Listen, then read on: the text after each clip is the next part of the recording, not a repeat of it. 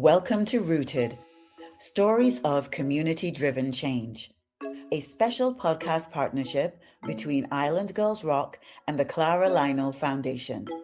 We are sitting down with women leaders across the U.S. South and the Caribbean who are leading organizations rooted in culture, community, and purpose.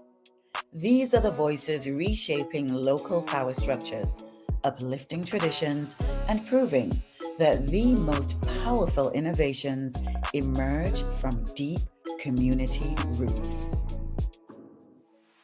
Today, we're in conversation with someone whose work sits at the intersection of education, culture, and the future of the Caribbean. Dr. Renée Rattray is an educator, activist, and founder who has spent more than 2 decades working to transform how we teach, how we lead, and how we care for young people across this region. She is the founder of One Love Pedagogy and the president and founder of Island Futures, a Caribbean-led nonprofit advancing education, cultural strength, and climate readiness. In this episode, we talk about growing up in Jamaica and the family that shaped her sense of purpose. We talk about what it means to build an organization that insists the Caribbean must lead its own development. And we talk about love, not as a soft idea, but as a rigorous framework for how education must be reimagined. This is a rich, sumptuous, layered conversation, and I think you are going to love it. Let's get into it. Hello, everyone, and welcome back to Rooted. I'm very excited about our guest today. She is a Jamaican educator, thought leader, and education activist whose work is rooted in one very powerful belief, and I love it, that every child carries brilliance, and that it is our job as communities and as systems to make sure that brilliance has somewhere to go. Dr. Renée Rattray is the founder of One Love Pedagogy, a Caribbean-rooted framework that centers love, identity, culture, and community in education. It is so holistic. She is also the president and founder of Island Futures, a Caribbean-led nonprofit advancing education, climate resilience, and cultural identity across the region. Her leadership journey spans decades: classroom teacher, principal, education inspector, and government advisor. But at her core, she is a teacher, a mentor, and someone who refuses to accept anything less than the best for Caribbean children. Dr. Renée Rattray, welcome to Rooted. Oh, thank you so much, Shanda. It's such a joy to be here. I'm delighted to have this chat with you today. Yes, and we are very, very, very happy. Very happy. I mean, guys, to be completely honest, I had to reread that a few times. The allergies are acting up. I struggled with one of the words. I'm not going to tell you which word. I'm going to see if you can figure out which word I had to say a few times, even as I was coming up to it. You know, when you're in school and you're like, big word Mhm, pass over, I mhm. really wanted to say that. But we're here. It's all good. But We've we're done it. here. We made it. Renée, what Yeah. a delight. Oh, So, it's my before we pleasure. really get into the work, I want to almost walk through the origin story of Mhm, you. So, you grew up in Red Hills in the parish of St. Andrew, Jamaica, mhm, in a family where service was basically just who your people were, it's how they lived. You know, your mother was a probation mhm. officer, a motivational speaker, and a social worker. And your summers were spent traveling across the island because Jamaica is big, okay? With Well, your, relatively so. it is relative, well, to other islands, Yes. such as Nevis, Jamaica is big. And Mhm, Nevis is where I am. yes. So you I'll travel take around it. Jamaica, Mhm. learning the land, okay? So what did that world teach Mm. the young Renee about how education could feel? And how much of that girl is still very much at the heart of everything that you are building today? Mm. I so love this. So I grew up in a home in Jamaica where service was par for the course, you know. Mm, It wasn't something that you enlisted or signed up for. It was our way of being. And my mother, my father, my mother have always been persons who were involved. As you read, my mother was a social worker, a mhm, community activist. She went mm. to every hill and valley of Jamaica, working with children and families. And she was a radio host. She had a talk show called Oh, Family wow. Time, Just in Time, where she had people call in to talk about parenting challenges that they had for many years. She was a speaker at graduations. I can't tell you the number of people who would come to me to tell me that my mother was the guest speaker at their high school Oh, wow. graduation or prize giving ceremony. And Mhm. my grandfather, both my grandparents were in the community.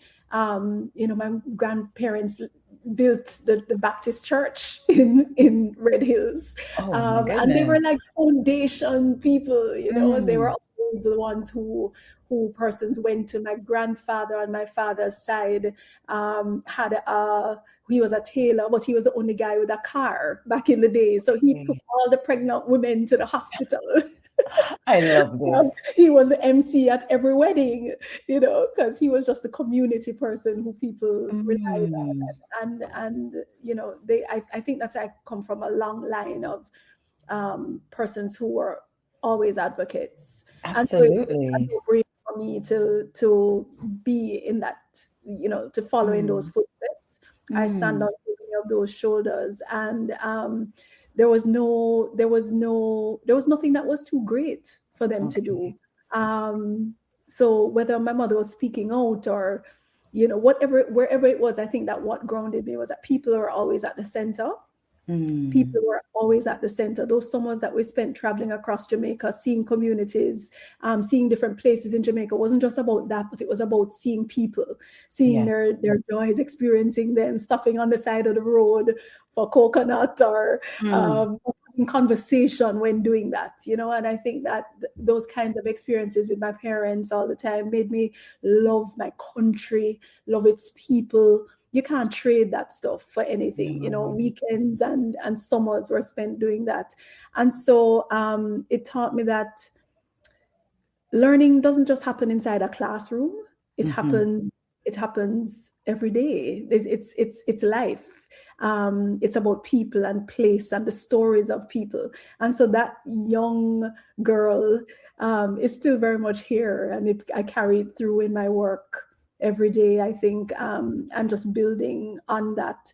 And I really believe that that's what education should look like. Education should be a rounded, you Mm, know, really joyful, exploratory experience that will just let people see themselves. yes. And so I think that that's how I've that's shaped me.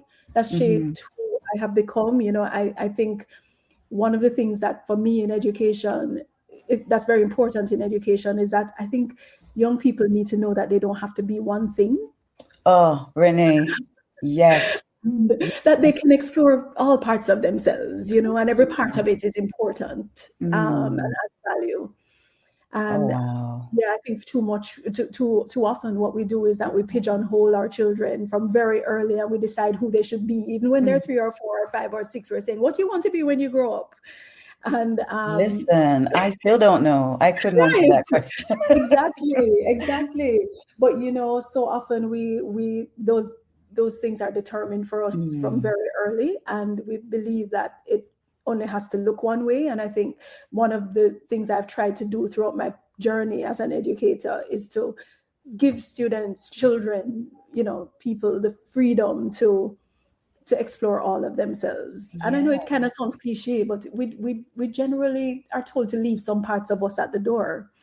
Mm. And I don't believe that that's how life should be, and that's how Right, life it is. right. Yeah. Oh wow, Renee, as you speak, I'm feeling that your perspective on education is actually feeling, it's exploring, it's remaining curious, Mm. right? It's far Curiosity. more expansive and experiential than Mm-hmm. when I think of even my brilliant education here in Mm-hmm. UVis. You know, as you were saying, you know, people decide who you are for Mm-hmm. you, your Mm-hmm. parents, Mm-hmm. your elders, your community, before you even have a chance to fully know who you are. Correct. And often, they mean the best. Absolutely, They're yes. wanting, my dad wanted me to be this stable, Mhm. very Yes, um I want to speak about that. Definitely. he wanted something predictable, something that he knew Mm, I would be able to continue to thrive and succeed in. And so your yes. teachers and parents feel that they're doing the best for Mm, you. And in doing that, sometimes they lose sight of allowing you to experience more. allowing you Mhm. to become, And to right? become, absolutely. I mean, as a parent, it's easier said than done, right? Because I have Right? children. Listen, and I I have don't. So children. I'm just saying Exactly. all I want to say. I have nieces and nephews, and I'm like, yeah, I'm the Yeah. full auntie. But it's a journey. Like, you always have to remind yourself as a parent that they come through us. There's Mm, that Khalil Gibran poem where he says, that they come through us. They're not of us. They're not yes. they're not ours. We don't own them. And I think that when you have that kind of perspective and you recognize that you're just a vehicle, you're just, you've just been asked to keep these. My mom used to have this saying about parents. She's like, we're paying rent. We don't own Mm, our children. We pay mm, rent. So we I put them love through the that. time, and then we have to release them so that they can be who they are supposed to be. Yes, but I can see how it's hard as a parent, right? Mm-hmm. Because of Mm-hmm. course you're the vessel, and Yeah. you've carried this beautiful being for 9 months, and you absolutely your responsibility to nurture and keep Mm-hmm. this person safe and all of those things. I mean, I am not a biological parent, but I'm Mm-hmm. pretty sure that that is hard to let go of. It is. It is. Yes. It Mm, is. Because okay. I think often we think our children are a reflection of us, our Right. children. But honestly, I more and more I realize that people are their own people. I Mm, think there's a lot to say about nurturing and, where you grow up and how you're formed. Obviously, I just shared that, how my village surrounded me and made me mm, helped to make me who I am. But there's also a piece where you are who you are, yes. and that Yes. should be and that is its own powerful thing, and it should be allowed to take shape in the way that it's supposed to.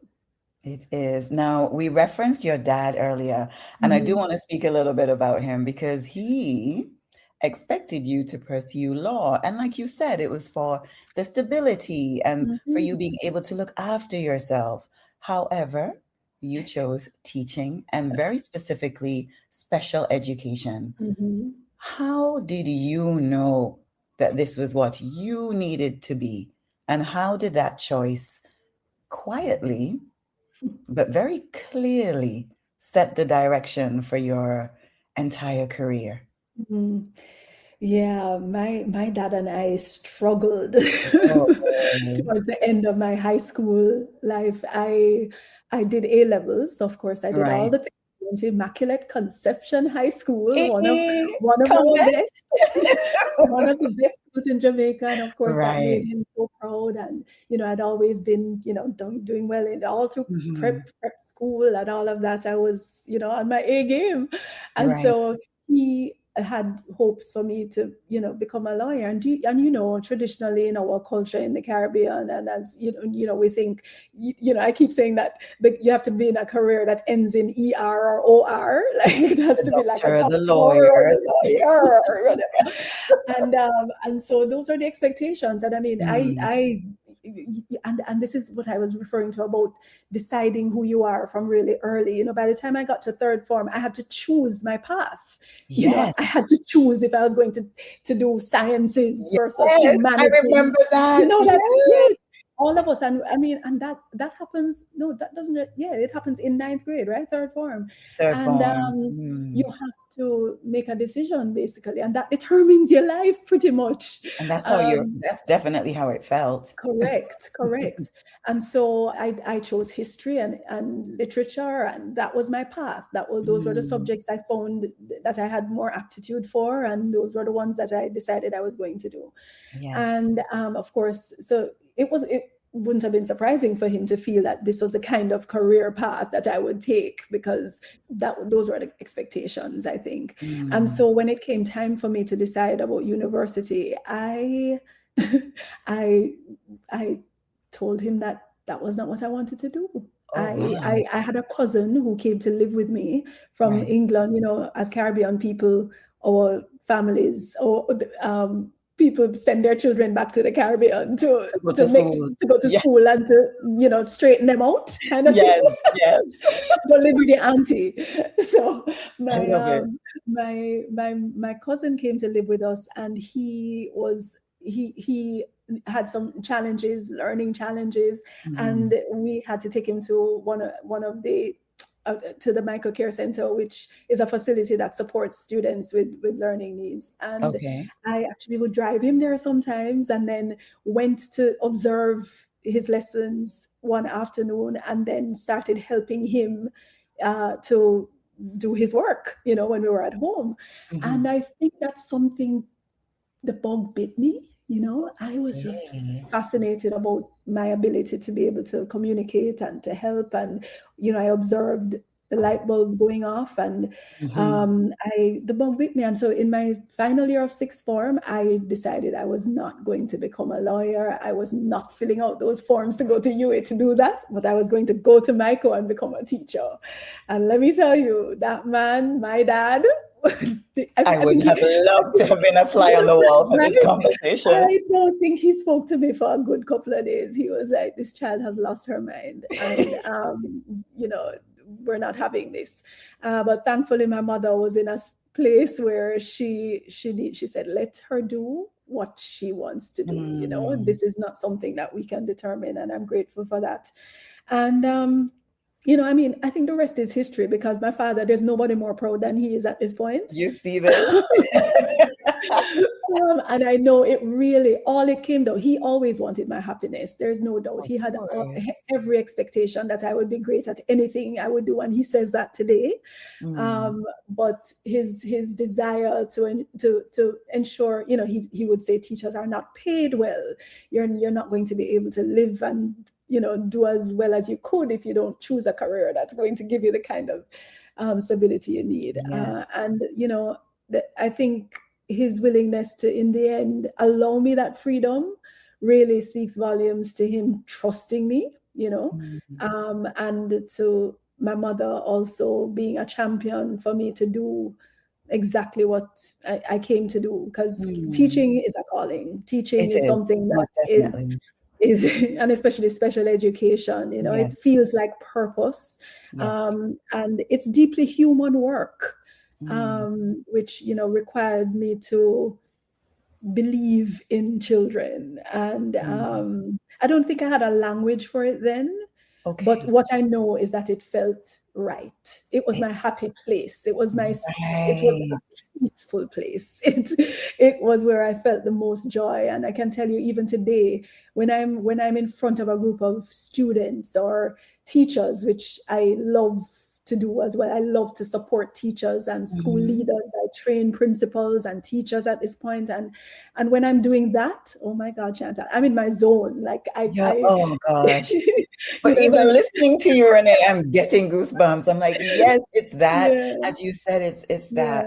It's almost like it's the sweet spot. It's alignment. And when I'm not in alignment, I can feel it. Of course. When I'm not doing what I was put here to do, I know, and every time I try to shift and do something different. I was working with an organization, Jamaican National, and I was responsible for education. It was the foundation work, but it's a bank, one of our local banks. And I was responsible for education, the foundation. I was doing fantastic work for many years, really excited about being able to go all across Jamaica and do amazing things in education with funding. Teachers don't always have a lot of money to do amazing things, but in this instance, for that maybe 7 or 8 years, I had really good I was able to do a lot in that space, in that foundation.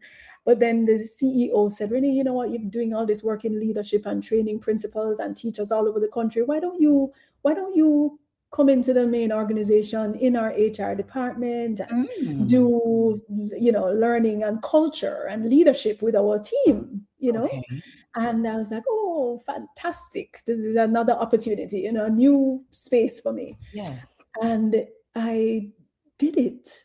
But can I tell you that after a couple of years, it was like, it just wasn't working because, there are things that you can do, but there are things that you maybe shouldn't be doing. Yes, you know what? I absolutely understand that.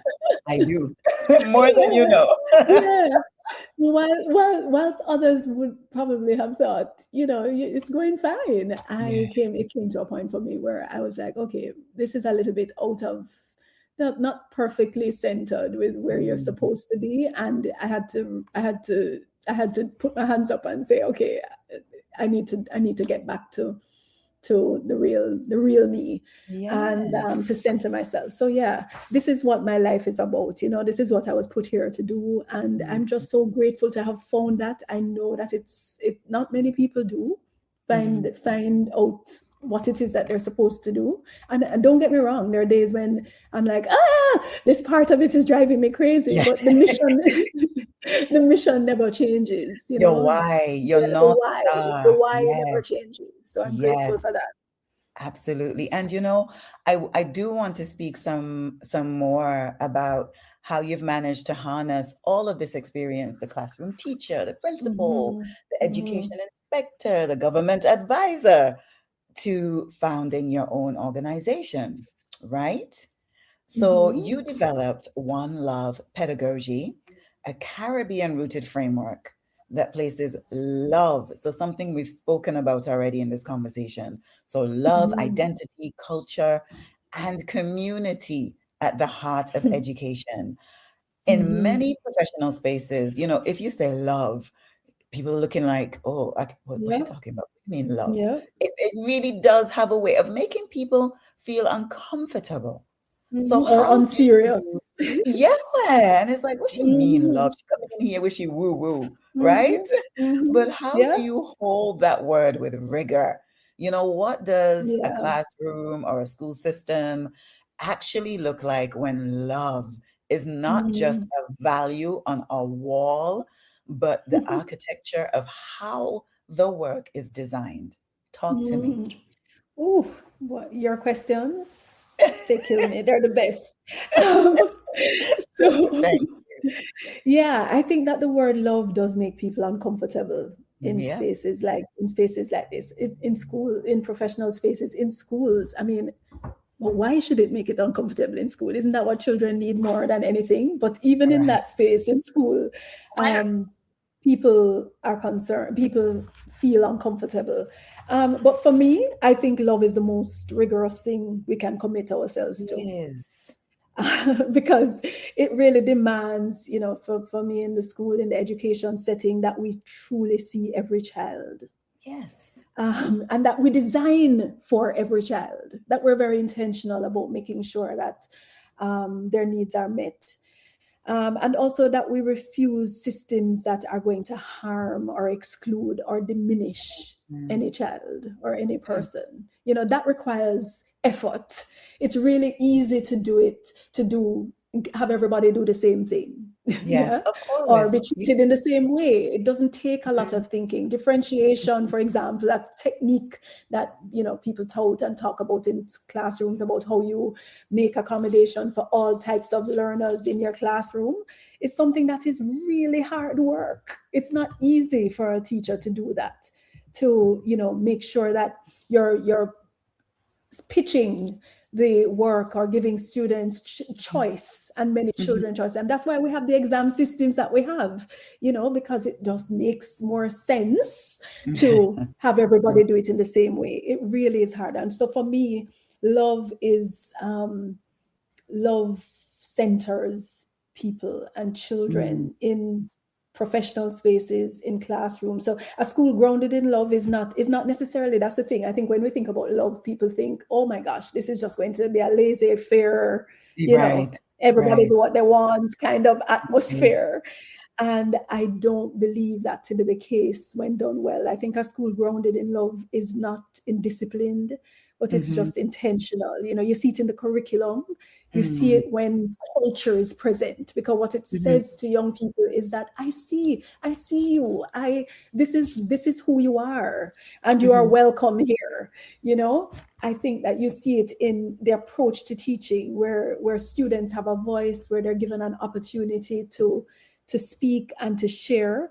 You see it when people value the whole child beyond test scores, and it's not just one test that makes you who you are. Right. In the Caribbean, that's what we have. We have our common entrance, if you whatever, some people call it the 11 plus. In Jamaica, we know we've moved on. It's not too different. It's a placement test, but we've made some changes to try to have students think more critically and what have you, but it still does the same job that it does all across the region, which is to sift and to sort. Right.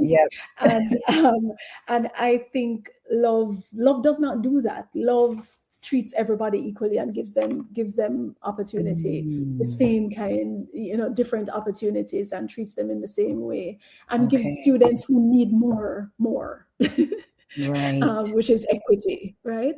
I think love is also, the reason love is important is because you can see love when we invest in teachers. When we say, teachers, you are nation builders, you're so critical.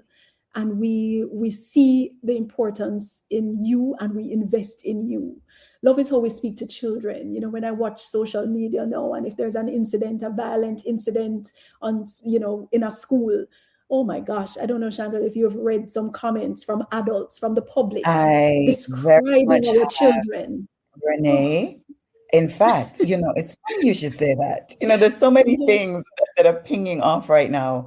And I actually wrote an article about the way that a sports commentator spoke about some girls that were taking part in an athletic meet quite recently, some 11 to 12-year-old girls, and some disparaging and very hurtful comments about their athletic ability in correlation to their size and shape. And it incensed me so much, Renee, that I wrote something. And then some of the people that made comments about the thing I wrote. The thing you wrote, right. I'm like, wait, y'all serious? Yeah. Well, I mean, I'm always championing that. I get a lot of flack as well, because I'm always speaking out, particularly in the Jamaican media space, about this very thing.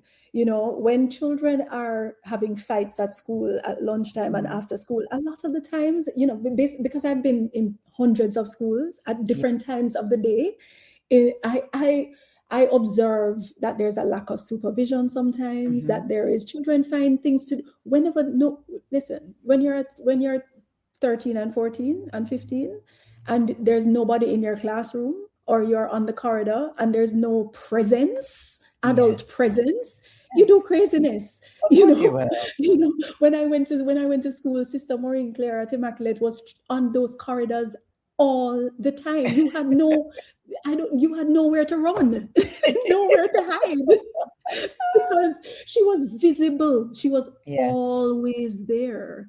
And more often than not, when I visit schools, when there is no attention to, making students feel your presence, or feel that you understand them, or there's a trusted adult they can go to, a willingness to listen. Yes. I mean, in the Caribbean, sometimes we have guidance counselors just praying for them rather than actually listening My to the God. concerns they have, Oh my goodness. right? Okay. And I Right. know we're a religious people, and I know that many of us are believers, but at the Mhm. same time, we have to focus on the needs of children and hear them out and make them feel as if they have an ear, and that is love.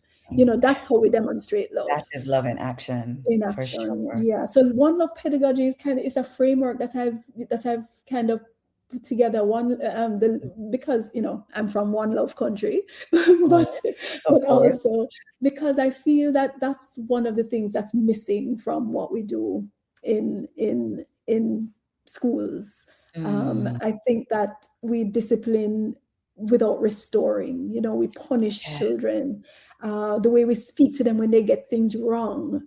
Failure is not an option. It's like we don't remind them that it's okay to fail. It's It's actually okay. very good It's to fail. good to fail. Good. Absolutely. Mm, And so it's not restorative. And then just how we've normalized inequity. yes, we have. So we're comfortable, like, as a Very country. acceptable. Yes. Yeah, as countries in the region, we have Yes. become very comfortable with some only 3 or 4 schools being top schools. Yes. You What know, is, I mean, I was going to answer my own question, a very rhetorical question. What is that? Where does that come from? We know yeah, where it comes from. we do. So let's decolonize, So yeah? let's decolonize. And so Mm, it requires, first of all, we have to acknowledge that this is where we are, right? And yes. I think that very often, James Baldwin says you can't fix what you don't face. Oh, And oh, we James. Mm, yeah, Uncle James. So we have to be true to ourselves and acknowledge mm, that there's something about about privilege, right? mhm, That makes us okay with my children getting into this school and mhm. staying in this school. And it's okay that, the other students, the majority of Yeah. students, will not have the same kind of advantage that mine has And had. being okay with that. And being okay with that. And that, I think it should incense all of us. I think those are the things that keep me going, because I realize, and that's why I'm no longer just working in a school, because Right. I realize that I have to get alongside the system and work to change the system Yeah, because there's so many exactly. patterns that I Exactly. see. Yeah, there's so many patterns that I see Mm, that we need to address, and we can't do so in one place, and we can't do it alone. We have to do it no, together. We have to all no. get to the table and reimagine this thing and turn it on its head. And I love that, the reimagination, Mm-hmm. how could education feel if it were more equitable? How Oh, could child. education feel if we poured more love into it, right? Mm-hmm. And Mm-hmm. in that reimagining, I feel that this is how Island Futures then came to be. Mm-hmm. So Island Mm-hmm. Futures, which was established just the other day in Just the other day, 2025, we're like just little the other day. babies. Oh, baby, and I love it. Just the other day, right? Yeah. With much of the conviction that you have just spoken about, that the Mm-hmm. Caribbean must lead its own development Mm-hmm. agenda, Mm-hmm. break down the system and rebuild our own, right? Yep. So the organization's tagline is Caribbean imagination shaping a resilient tomorrow. And I love it so much. And you see, I keep on using the word love because Yes, it's so powerful, it really right? is. And that word, though, imagination, is doing a lot of work. Mm-hmm. Why imagination specifically? And what does it mean to you that the Caribbean's biggest resource for solving its own crises might be something that cannot be funded from the outside? Right. Yeah, Because who's going to imagination. fund that? Who's gonna do? Who's gonna Who's save us? No gonna, is who's gonna, coming to save right, us. right, okay. um, yeah, I really, imagination is a word that I love so Mhm, much, because mhm. I think that it really puts us in a place where there is so much possibility. Okay. And too often, especially with our children, we don't give them a chance. I think we kill that in them. Mm. very early. There's this guy, Sir Ken Robinson, who's who he's not with us anymore, but Okay. he has a TED talk where he speaks about um, you know how we kill creativity and imagination in Mm. church and in school. So by the time you get to 3 or to 5, you Mhm. don't really have, you're not allowed, you just have to do the work. You're Yeah. not you're not you're not just said, oh, just draw and play and You're be not allowed to free. You're not allowed to daydream. daydream anymore. No, you're not Yes. allowed to daydream anymore. And it really, that makes me sad, because I Mm. think that all of us come alive when we're allowed to do that. And so one of the reasons we created that tagline is because that's exactly what I think we should do. The Caribbean is so full of magic, right? Yes. Amazing I mean, people, stories, culture. It's just rich, it's a natural mystic, It is right? a natural mystic that flows Mm. all the way through it. And I believe that if we truly tap into that, Mhm. and believe it, first of all, believe that it exists, and believe that it's a powerful, powerful gift that we've been Mm. given as a region, then nobody can stop us. They Right. can't stop us, right? Yes. So when we were thinking through what the name for our organization, it was Island Futures. It's about thinking about all of the possibilities. And Mhm. then our tagline about Caribbean imagination shaping a resilient tomorrow, it really was about opening the possibilities Mm. for all our greatness to come through, Yes. right? For too long, we've been solving our problems using borrowed ideas that were Mm. never they were never really designed for us. All Not the at all. structures we have, the systems we have, were never designed for us. And I think No. imagination is what allows us to ask, what would education look like, as I said, if it was built for us? If we owned it. Owned it by Mm. Caribbean people, rooted in our realities. I mean, what would happen is that if you take a classroom, and it would never just have a textbook open. That's not who we are. Like, we would be talking to people, we'll be telling stories, Yes, right? we are We would orators. we Yes, That's we who we are. are.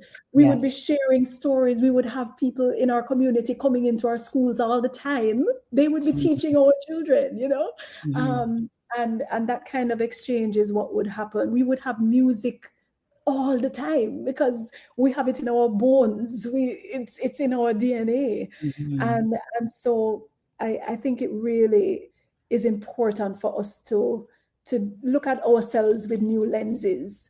Yes. The Bettina Love, this author who I really love here in the US, she speaks about freedom dreaming, and I just Oh, wow. Oh, oh my wait. God, Okay, let's pause for that. We need to pause for that. yes, and I Freedom just dreaming. love it. I just love, like, the ability to use our imaginations to explore the possibilities of what education could look like for us, Yes. about how our children, our people, could just be their best selves, Mhm. Mhm. and take up space wherever they are, Yes.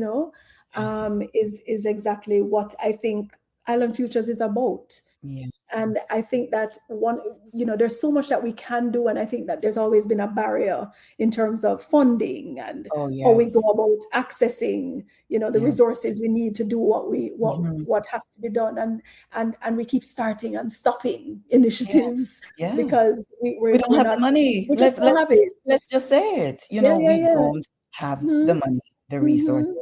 And Yep. our networks are not hundreds and hundreds of years deep, Right. right? So Correct. we are in the midst of building Yeah. those still, Absolutely. So we don't Absolutely. have many funding boards and philanthropists who Mhm. are specific to our needs Right. Right. Which and is who trust us correct. and who listen to us Correct. and who don't That put part. barriers on our Mhm. methodologies, right? Oh, my Lord. Yep. So, this is what I now need to ask you. Mhm. Because, as you said, Island Futures newish, 2025. Mm-hmm. And yet along comes, for me, the dream funder, the Clara Lionel Foundation, Mm-hmm. headed up by an island girl, right? Yep. Talk to me about how this came to be and what this relationship means for the organization, not just in terms of the money, Mm-hmm. right? Mm-hmm. But in terms of visibility, validation, and the kind of conversations that funding from CLF has made possible because, this is an organization rooted in the Caribbean. It doesn't just do work in the Caribbean, but it's almost like it's one of us. Yeah, yeah. So how does that feel for Island Futures? How did this happen? Listen, CLF, let me tell you, is yeah, I think CLF represents exactly, Mm, the model that we need mhm, in the region. mhm, And so this partnership has meant so much to me and to Island Futures, especially at this time as we're mhm. getting started. I think that it is one of the models, and maybe really one of the few that we have looked at, Right. as we've shaped who we think we need to be.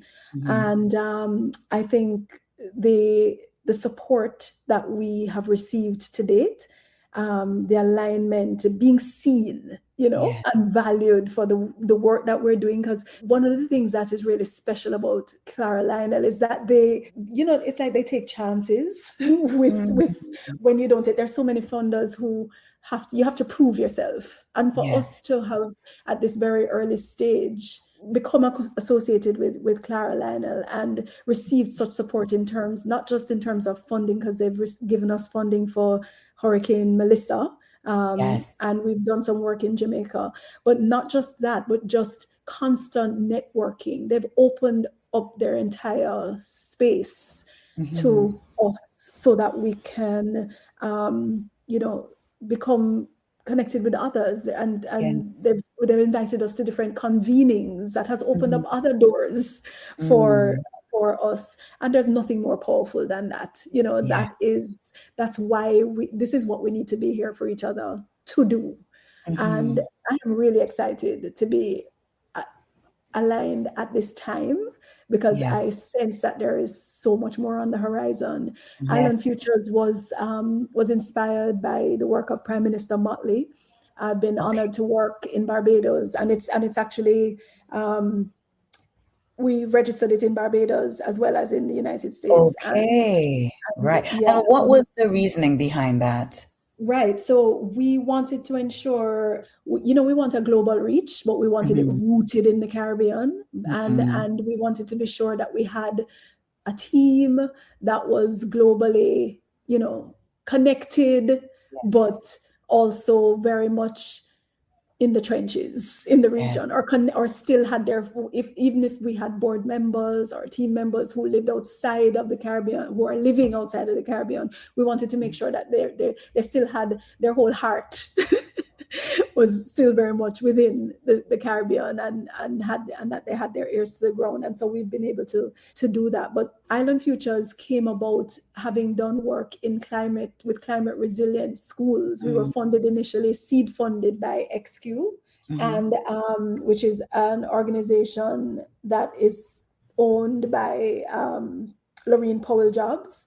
And so I was leading on the project to build the Oceana Innovation Hub, which is a climate Oh, resilient facility that is a lab. It's like a living lab that students all across Barbados are able to come to mm, learn about marine life and climate justice. And it really fantastic. has been powerful. But we Fantastic. want to be able to scale this work across the region. And so Island Futures was born. Okay. We wanted to be, and Prime Minister Motley was the one who forged that connection with Lorraine Powell Jobs a few years ago. Mm. And you really have to go to Barbados and see that facility, the I would Oceana. love to. I mean, give me a reason. Give Yeah, me any reason to travel in the Caribbean. I'm there. Okay. we're going to make that one happen, Chantal, because it really has become a model for how you can use innovative approaches in a climate, the building itself is just so stunning, and it's also built to withstand superstorms. And it's infrastructure for and as learning, because you can teach a math lesson, history lesson, science lesson about the building. And I it's love it. self-healing, the architecture is stunning, and the children are outside in the ocean, exploring the ocean. Community members are coming into the space to Mhm. learn more about it, and it's just some powerful stuff. It definitely And sounds like, yeah. we have a program, Adopt a Coastline. So Island Girls Rock has, and we're running it throughout the year. It was meant to be just a few months. We partnered up with an organization in Antigua, but now it's embedded as a permanent program with Island Girls Rock, and it's teaching our girls and women how to become stewards of the ocean and everything. It's a Wow, very holistic program. that's And fantastic. I know that they would enjoy this. So we will Yeah, figure it out. no, we need to, because we Yes, need to make that connection with yes, the team at the Oceano Hub, because this is absolutely. exactly one of the things that I think we do want to champion at Island Mm, Futures. It's this exchange of yes, Caribbean, you know, of Caribbean greatness, like all of these things that are 100%. happening all over the region need to be shared, need to be showcased, Yes, you know. yes. And for example, in Carifesta happened in Barbados, and I was fortunate to be there. And I remember Prime Minister Motley insisting that all the young people from across the region come to Carifesta, no matter what, you They know. did. And hundreds of them came. And Yes. you listen, that time that those young people had was just special. I was so proud, especially of, you know, Caribbean Development Bank. Mm-hmm. They actually reached out to Island Girls Rock and Mm-hmm. said, we would love one of your artists because we have different cohorts, right? Yes, yes. We would love to sponsor one of them coming to Mm-hmm. Barbados for Carifesta. But in Mm-hmm. true Shani style, I was like, how about two? I love it. How Yes. about two? So we had two of our girls Mm-hmm. go and experience Carifesta, and they Mm-hmm. didn't have to worry about where they were staying, No how expense. they were Yeah. going to look after Mm-hmm. themselves, Mm-hmm. because a Caribbean organization decided that this was important. Oh, fantastic. And that is what Fantastic. I love about what is happening Mm-hmm. now, Mm-hmm. right? And Mm-hmm. with the way that Island Futures works, you work at the intersection of education, Right. cultural identity, and climate readiness. These are three areas that they're often siloed when it comes to funding and grants and Yep. sponsorship and policy. But from everything that we have spoken about, we can clearly see that they are, in fact, inseparable, Mm-hmm. right? And you mentioned, your work with Hurricane Melissa and during and after Hurricane Melissa, and how that loss is not just infrastructure, it's not just structural, you Correct. know? Can we Mm-hmm. talk a bit about, because I know that in terms of CLF, the funding, their initial funding for Island Futures was Mm-hmm. more or less focused on Hurricane Melissa Correct. recovery, right? Mm-hmm. Mm-hmm. So what else is being lost when we have the devastation to the levels of Hurricane Melissa on an Mm. island? And Yeah. how does the correct funding really change how recovery looks? Right. Yeah. Education, identity, and climate are not separate issues for us at No, Island Futures. They no. can't be. When a hurricane destroys a school, Mm. I mean, we lose buildings, but we also lose learning time, Yes, stability. yes, You know, it's a community space, memory, and a lot of our schools are hubs. You know, they're central to communities. We lose memory. You know, mhm, I've been back in Jamaica many times in the last few months to support the work there and the hurricane relief effort there. And oh my gosh, when I drive into those, nothing prepares you for the right. devastation that you see, right? When there are landmarks that I knew all throughout my childhood that no longer exist. They're just not there. And, I'm not from those communities, but I can only imagine how that feels. It's the closest I will come to like a war-torn Yes. country where Yes. it's just, things just are no more. They're just gone from your memory. And some of that is rooted in identity too, right? This is what I know. This is who I am. And so there's a lot of loss that gets experienced. Schools in the Caribbean are more than academic institutions. They're like, they're anchors. And so if the rebuilding only focuses on infrastructure, then we've completely missed the point. I believe we have to build in a way that strengthens resilience physically, culturally, and from an education standpoint. And so organizations like Clara Lionel Foundation, and then the work that we're able to do through that kind of support is just critical. That means we have to design schools now that definitely can withstand different kinds of climate realities, because we don't know what's coming next. We don't. These kinds of crises will hit us all the time, and so it's not about if, it's just when. And how do we prepare? Correct. We have to prepare our children to be able to learn how to solve some of these challenges, because they're not going away. They will probably just become more intense. And so if our entire curriculum and thinking and approach to learning does not change to help them to think those things through from now, then we'll have a challenge in the future. So we have to teach in ways, I think, that are relevant and empowering for our young people. Yes. And then with all of the loss that we will experience each time, we have to ground them in who they are, so that they can really lead with what comes next. Yes. The culture can be lost. The parts of us that are music has taken us through this whole thing, it soothes our souls, right? And in the region, when we have that's where we turn. And so if culture is not an important thing for us, then how do we survive? How would we as a people ever survive without music? You tell me. You saying that, Renée, the release of Chronix, his album. Oh my gosh. It was like, wait. I couldn't believe that. Just the perfection, the alignment, the resonance. It's like every song. The song, oh my gosh. Listen. People were complaining before. They were like, I don't know if I feel the album. But that's what everybody played on every reel. Every reel. I know. Because. Yeah. It's prophetic. It was prophetic. I was just going to say. Yeah.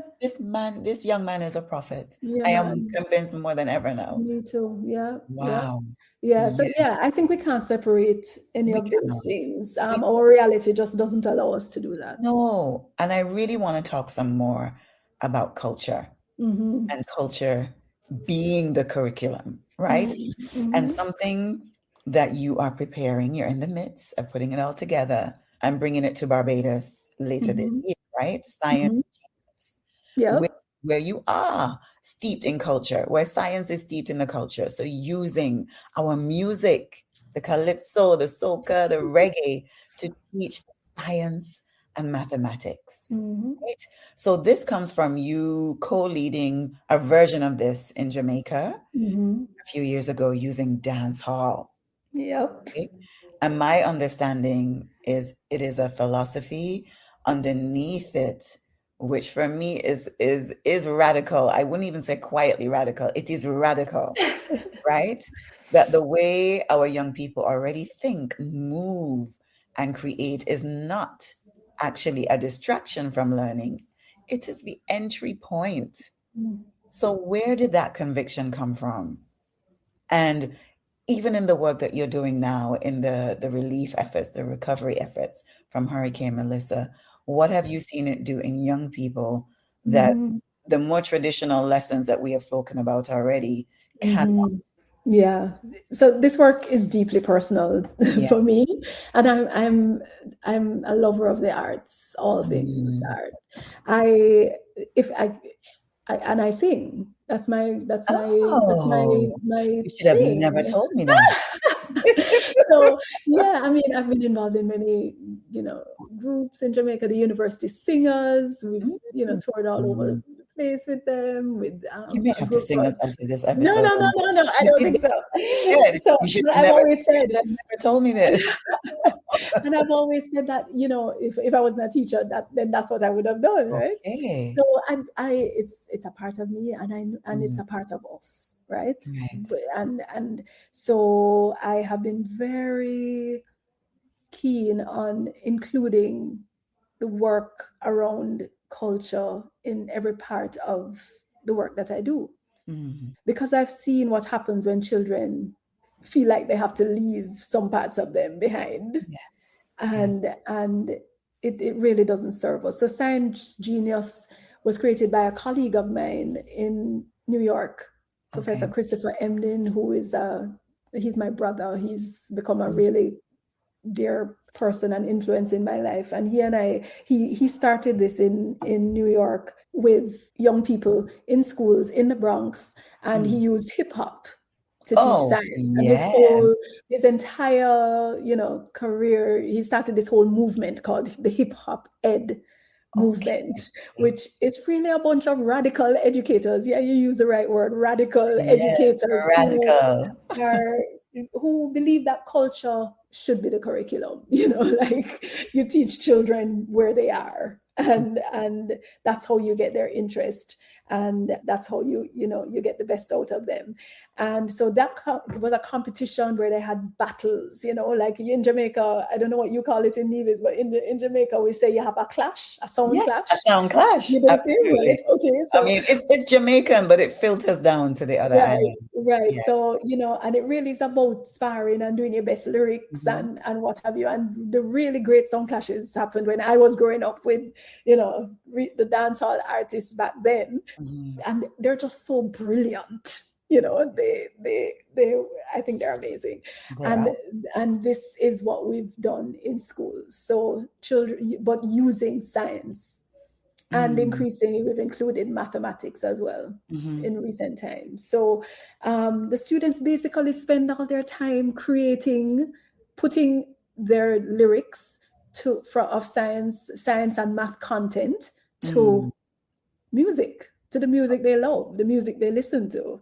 And I remember a few years ago in Jamaica, we took some of them away to a camp and then had them doing this stuff. You couldn't, those children wouldn't go to sleep until they were done. And I They they were love working, that. they were working on doing their videos to record it. They were working on, Yes. then different people had different responsibilities, to Mm. organize, to coordinate, to build the rhythms, to do it's just powerful when young people are doing Mm. things that they love, the things you can get out of them. Yeah. And their creativity is mind-blowing. And one of the things that we built into it is that artists in the country, wherever we're doing it, the artists of the time and veteran Mhm. artists as well participate, and they mentor the young people. Oh, that is, And oh, come on yeah, now. it's so great. What? So, like Chris will tell you that in New York he had Wu-Tang Clan and No, yeah, stop. yeah, yeah, No, no, no, and no. Jay-Z and all those people going into What? schools and Wu-Tang. helping the kids and all of this. And so what we did was we had, Mm. Tanya Stevens, Yes. Agent Sasko, Beanie Man, Yes. all of those artists who would go to schools. Tifa, they went into Mm. school and supported the young people, taught them how to write Mhm. songwriting, how to do songwriting, and it was using the lyrics along with the teachers. So it was this whole little, That community is that we were just, able to form. And that then is they so had a much competition at the brilliance. end. Yeah, they have competitions at the Mm. end, and some different students emerge as winners in different categories, and it's Mm. just brilliant because it excites young people about academics, about topics that probably would normally have been boring, and then we make it really, Mm. it can't just be a little silly rhythm either, silly Eh? rhyme. It has to be, they're using complex concepts. They're Oh. talking about climate, they're talking about, different kinds of diseases and what have you. And those are Mm. the things that they're thinking through and putting, and they're brilliant. It's just fantastic. So we're And then, excited about bringing it to Barbados in a few months yes. and looking forward to the engagement and transformation there. And in listening to you, Renee, and how you're explaining how it works, right? I'm thinking, wow, And within those sessions, there are so many different neural pathways that are being activated Well, for of the course. students, Yeah, yeah. right? And I'm sat here like, OMG. Mhm, mhm. Yeah, But of it really course, is we powerful. we know that art and creativity, it works in synergy It with does. academics, with the science and the Mhm. mathematics. One cannot exist without the Without other. the other, not at But what all. they do Not at all. in the way that my generation at least were educated here in Nevis, where they Mhm. separate them Yep, yep. and they give importance to one over the next, over the other. Oh, as for that. All right. Yeah, Renee yeah. said, don't get me started. Don't get me Right. started on that one. When Yeah. in fact they are complementary, Mhm, mhm. right? You cannot hold space one without the other. Yeah. And when I talk to artists now, some of Mhm. these people who we've engaged with in these activities, they're like, boy, if I could have done this work, some of this in school, Yes. you can imagine how powerful, how Mhm. the experience would have been, because there little Tanya Stevens and Jesse Royals and Beanie Mm. Man people were sitting in classrooms, and did Mhm. anybody know about their genius? No, I can tell Did you, anybody tap into no, that? And no. I'm saying that every day we have those people, and Mm. those three people who I mentioned are some of the most brilliant lyricists you can find, Yes, they are. right? Yes, And they are. why not explore their writing? Why not, you know, you could Mm. have taught them so many things if we were open to making them bring their whole selves to that classroom space. And so we Yes, lose so many of our young people because of our yes, traditional approaches to yes. education. Agreed. Only those very close to me know that I am an absolute geek. I love science. But in Yes. school, because, I excelled at literature and history and Mm-hmm. English language and all these things, I was very much pigeonholed and not encouraged in the sciences Mm-hmm. or math. I Mm-hmm. mean, I didn't like math. I have to keep it Yeah. real. Yeah. But Yeah. maybe I didn't like it because of the way that it was How being it was taught to taught, me. absolutely. Yes. And they say girls develop this lack of confidence in math Mm, from very early. mm, I think boys too, but there's research that shows that from like girls get to like 7 or 8, mm. they get turned off Yeah, yeah, by it, and then they just believe they're no longer good at it. and exactly. and and it's that belief, it's that thinking that then carries them through, and then they make decisions as to where they feel Mm, that they are best. mm. You know what, Renee? What I have loved about our conversation and in learning more about you and Island Futures and everything in your work really comes back to a belief that every single Caribbean child carries brilliance that Mhm. the systems very often fail to see. And Mhm. so, for my final question for you, if a Mhm. young girl in Nevis or Kingston or Bridgetown is listening to this conversation right now, what is the one thing you most want her to understand about what is being built for her and what you believe she is already highly capable of? Mm. Oh my. Hmm. I would want her to know that there's nothing missing Mm. in her. That everything she needs, her brilliance, her creativity, her voice, it's already there, you know? It's already inside. And yeah, you're magic all on your own. And Mm. and I would want her to know that she doesn't have to be anyone else because everyone else is taken. Yes.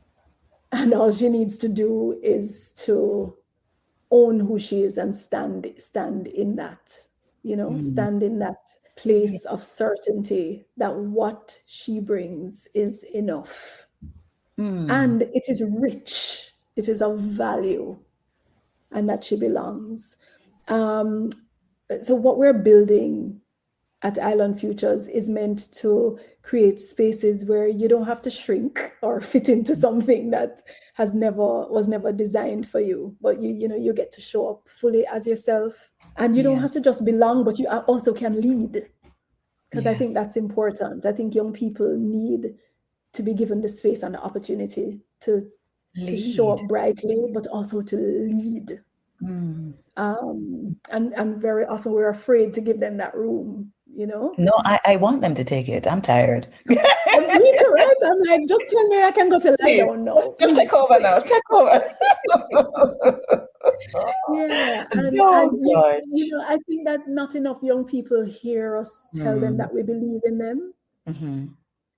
I Mm. really do. I don't think that young people feel that we genuinely believe in their greatness. That all of us Okay. do, you know. And I think too often they don't hear that from us. They don't hear. And Mm. definitely some of the way the systems are set up Mm-hmm. makes them believe that that isn't the case. Mm. That girl is the reason I continue to do this work, you know. Thank you. That's the reason. Yeah. Thank you so Thank much. you. Thank you for Honestly. allowing me to unpack. That is why we're here. I Thank feel you like I was on a so couch. much. Welcome to the IGR and CLF Couch series. Maybe that's what we should be doing. It's been a time. You can tell me where to send the check. Thank you so much, Dr. Renée Rattray. Thank you so much, Island Futures. I'm really looking forward to how this work that you're all doing, because it's you, it's a foundation. You have a wonderfully diverse board of directors from different Mhm. islands, from places in the US. I am very excited by Island Futures. I'm very Mhm. excited by you. 100%. And I'm so happy to be given this opportunity to be in conversation with you. You know, each episode that we have recorded, I know that our podcast producer, Brianna, after each episode, we're like, oh my gosh, they're amazing. How do we collaborate? You know, how do we, let's link up, let's do all this work. Yes, And for me, please. yes, for me, this is what CLF has done for Island Girls Rock by trusting Oh, us, fantastic. because they know we got a podcast, we got this, Yeah. right? But it's Trust such us. a wonderful collaboration. Listen, we Yeah. love, we love, we Oh, love. fantastic. And thank you and Brianna, because it's been seamless and easy, and you're amazing. Thank you. Thank you so much. You've been listening to Rooted, Stories of Community-Driven Change, a limited edition podcast series from Island Girls Rock and the Clara Lionel Foundation. You can find us wherever you get your podcast fix.